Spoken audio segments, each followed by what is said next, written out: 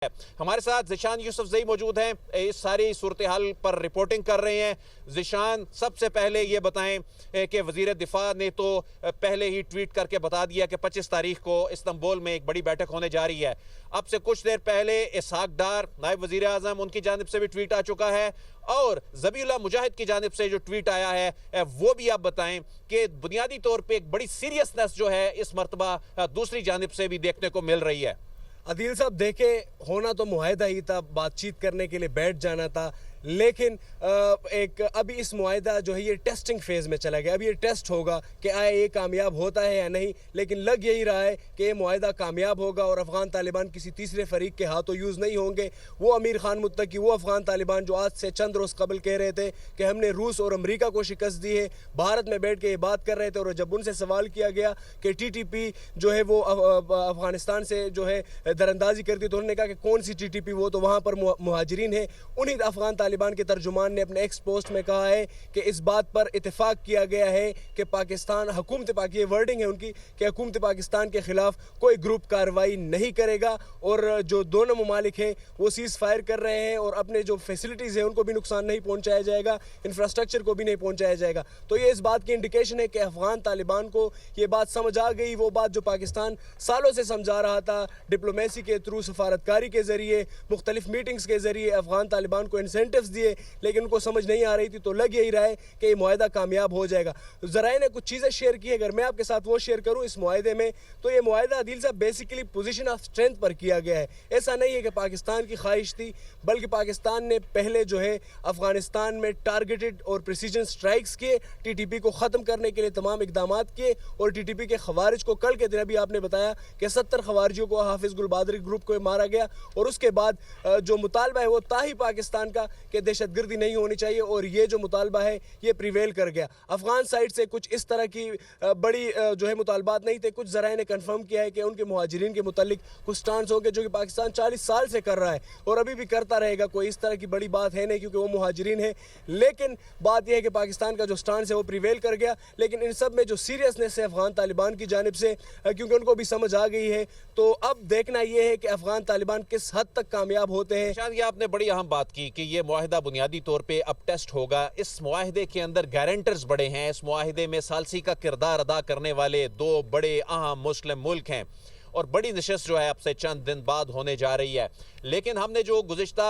48 घंटों में बॉर्डर की सिचुएशन देखी, हालांकि अफ़गान तालिबान ने ख़ुद ये सालसी के लिए कतर से रब्ता भी किया, उनको दरख्वास्त भी की और उन्होंने सीज़ फायर की दरख्वास्त भी दोनों मरतबा उनकी जानिब से आई, लेकिन इसके बावजूद हमने ज़िशान देखा कि बॉर्डर के उस पार से तश्कीलें इस दौरान भी आती रहीं और जो अब तक की बड़ी कार्रवाई गुज़िश्ता 24 घंटों में हुई गुल बहादुर ग्रुप के ख़िलाफ़, उनके जो 12 कमांडर्स समेत, ख़तरनाक कमांडर समेत उनके 70 लोग जो मारे गए, ये पाकिस्तान को बहुत बड़ी कामयाबी मिली। देखें, ये दोनों मुल्कों का इसलिए इम्तिहान है। देखें, पाकिस्तान ने एक अपना मौक़िफ़ वाज़े रखा है, वहाँ से दहशतगर्दी होगी या अफ़गान तालिबान को इसका सदेबाब करना होगा, वो नहीं करेंगे फिर पाकिस्तान को करना पड़ेगा। अब अफ़गान तालिबान का बुनियादी तौर पर बड़ा इम्तिहान जो है वो शुरू हो चुका है। उनको रोकना होगा इन दहशतगर्दों को, वो जो वहाँ पर पलते हैं और उसके बाद यहाँ पर आते हैं और एक ऑर्गेनाइज तरीके से यहाँ पर आते हैं। और ये मुआहिदा ना सिर्फ टेस्ट होगा बल्कि इससे अगली जो नशिस्त होगी, वो फॉलो अप मीटिंग होगी,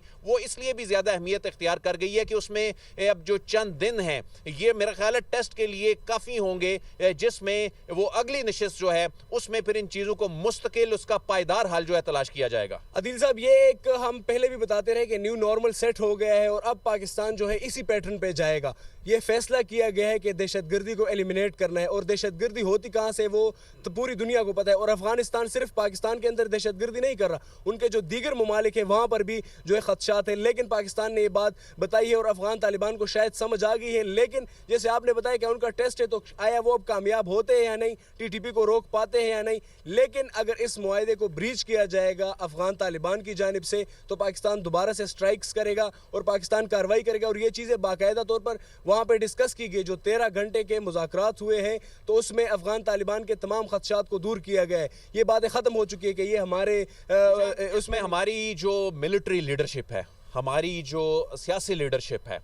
ये इसकी इतनी ज़्यादा क्लैरिटी को कोई तवक्को नहीं कर सकता था। इस क्लैरिटी के साथ आगे बढ़ना, उसमें रिस्क भी बहुत थे, लेकिन अब चूंकि पाकिस्तान मजबूर हो चुका था, इसमें कुछ हल्के जो हैं वो उसकी कुछ और इंटरप्रिटेशन कर रहे थे कि जी अफगानिस्तान के साथ इस तरह सामने आना, लेकिन एक ये मुश्किल फैसला था। लेकिन ये फैसला अगर हमारी क़यादत ना करती, जो टीटीए से मुतल्लिक, टीटीपी से मुतल्लिक हमारी क़यादत ने जो फैसले गुज़िश्ता चंद घंटों में किए, यही वजह है। ये तालिबान तो कहते थे, ये अफगानिस्तान के लोग तो कहते थे, यही अब तो भारत के लोग कहना शुरू हो गए, जे देखें जी इनको तो अमेरिका, इनको रूस नहीं हरा सका, तो पाकिस्तान 13 घंटे की एक नशिस्त में तालिबान पाकिस्तान का जो सबसे बड़ा मुतालबा है उसको मानने के लिए इसलिए तैयार हो गए कि आपने बताया कि ये पोजीशन ऑफ स्ट्रेंथ पे हुआ है। और इसमें आप ये भी देखें जिशान, ये भी बड़ी इंपॉर्टेंट बात है कि जो लोग कह रहे थे कि पाकिस्तान ने कहा जी सालसी कराएं, सीज फायर कराएं, पाकिस्तान का वफ्द तो अफगान तालिबान के दोहा पहुंचने के 24 घंटे बाद वहां पर पहुंचा है।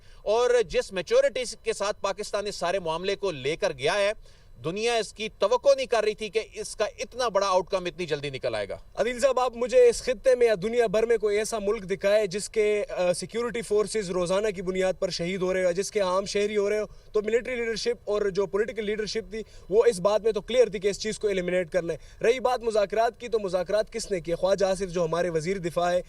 कतर दोहा जाने से पहले ही उनका एक ट्वीट आपने देखा होगा कि अब पुरअमन जो मरासले हैं बयानिए के वो नहीं चलेंगे। पाकिस्तान बड़ा क्लियरली और वाज़ेह स्टांस लेके चला गया कि भाई हम और लाशें नहीं उठाएंगे, और इसी वजह से नहीं उठाएंगे कि अफगान तालिबान इस चीज़ में, ये चीज़ें तो इस्टेब्लिश हो चुकी है कि ये आपका एक नज़रियाती तौर पर अलायंस ग्रुप है और आप जो है इसके थ्रू लोगों को प्रेशराइज करते हैं, तो ये चीज़ें हो चुकी है। और जो लीडरशिप की आपने बात की तो वो बड़ी क्लियर है और नीचे लेवल तक ये मैसेज आ चुका है कि फील्ड मार्शल आसिम मुनीर ने गुज़िश्ता रोज काकूल से जो उनका खिताब था ना, वो खिताब 2 मुल्कों के लिए बड़ा अहम था, जिसमें भारत को कहा गया था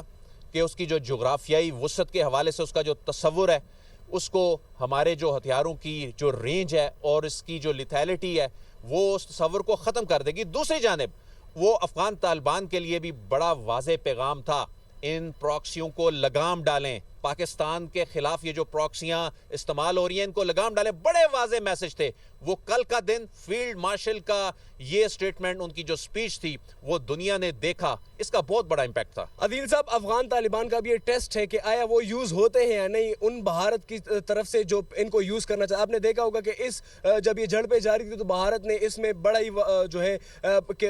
घिनौना किरदार अदा किया। आईसीसी के जरिए उन्होंने इस चीज़ को जो है पोलिटिसाइज करने की कोशिश की, खेलों को इस बीच लाए, लेकिन भारत को भी एक पैगाम पहुंच गया। और जैसे आपने बताया, अगर फील्ड मार्शल की तकरीर तकरीबन वो अगर हम उसको एनालाइज करें तो 3 चीज़ों पर ही मुश्तमिल थी। एक ये कि उसमें बताया गया भारत को कि इसका मर्तबा जो जवाब होगा वो तवक्कुआत से ज़्यादा होगा और इंटरनेशनल रूल्स के मुताबिक जो जो मसाइल हैं वो हल करें, नहीं तो जो न्यूक्लियर माहौल है इसमें जंग नहीं हो सकता। दूसरा, उन्होंने अफगान तालिबान को और हुकूमत को और फितना अल खवारिज को मुखातिब किया। तीसरा, उन्होंने अफगान अवाम को बताया कि हम अफगान अवाम के खिलाफ कुछ नहीं कर रहे, लेकिन मजबूरी है जो हम पाकिस्तान ने बड़ी मैच्योरिटी के साथ एक इंतहाई क्रिटिकल फेज इसको इस सारे मामले पे बड़े अहम फैसले किए। वो फैसले दुनिया ने देखे, बहुत मुश्किल मामला था, वो काम हुए जो तारीख में पहले हमने नहीं देखे, लेकिन एक ऐसे क्रिटिकल फेज पे हालात पहुंच गए थे कि उसके बाद पाकिस्तान ने ये जो मुश्किल फैसला किया और अफगानिस्तान के अंदर जाके प्रिसीजन स्ट्राइक्स टीटीपी के ठिकानों पे की, और उसके बाद टीटीए को अंदाजा हो चुका था कि पाकिस्तान की जो संजीदगी, पाकिस्तान की क्लैरिटी कि अब ये ऐसे नहीं चल सकता कि फितनातुल खारिज भी साथ चल रहा हो और पाकिस्तान भी साथ, टीटीए के लोग जो हैं उनके साथ भी एंगेजमेंट रख सकें। अब ये बड़ा वाज़ेह था कि या उनके साथ चलना है या हमारे साथ चलना है, नहीं तो पाकिस्तान सरहद पार जाकर फिर जवाबी कार्रवाई करेगा, और वो दुनिया ने देखा। लेकिन इस सारी सूरत हाल में भारत की मायूसी, भारत को बड़ी शिकस्त एक मरतबा फिर मई के बाद उसने जो प्रॉक्सीज थी उनको तेज कर दिया था, फंडिंग तेज कर दी थी, साजिशें तेज कर दी थी, लेकिन एक मरतबा फिर पाकिस्तान की अस्करी क़यादत, पाकिस्तान की जो सियासी क़यादत, इसकी दूरअंदेशी और उसकी बड़ी फैसला साजी के बायस पाकिस्तान दुश्मनों को बहुत बड़ी शिकस्त हुई है और खिते में एक मरतबा फिर पाकिस्तान के बड़े और मुश्किल जो फैसले हैं उसके बड़े नताइज जो हैं वो सामने आ चुके हैं। और इसमें हमारे जो ब्रादर इस्लामी मुल्क हैं कतर और तुर्किया, उनका जो किरदार है वो बड़ा काबिल सताइश है। और जैसे कि ज़ीशान से हमारी बात हो रही थी कि अब इस